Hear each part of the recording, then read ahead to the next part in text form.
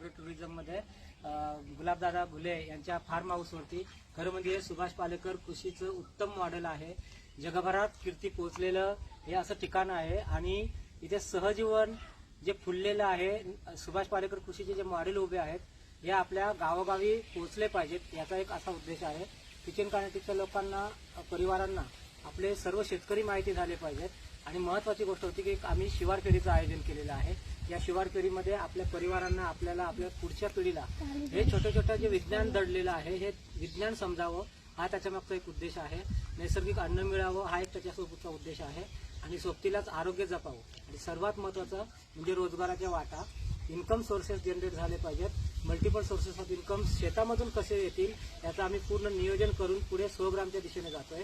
तत्पूर्वी आपल्या सर्व परिवारांना किचन कानेटिक्समध्ये जो अभ्यासक्रम आपण ठरवला होता की जीवामृत कसं बनवायचं, घनजीवामृत कसं बनवायचं, त्याचा वापर कसा करायचा आणि तो वापरायचा कसा, तुम्हाला टेरेस गार्डन किंवा बाल्कनीमध्ये तुम्ही जे काही रोपं लावता त्याच्यासाठी येणाऱ्या अडचणी, त्याचं सर्वांचं सोल्युशन जे आपलं पेंडिंग होतं ते आता कम्प्लीट करणार आहोत. आणि आम्ही जवळपास 27 म्हणजे डिसेंबर महिन्याच्या एक शेवटच्या आठवड्यात कार्यक्रम ऑर्गनाईज करतो.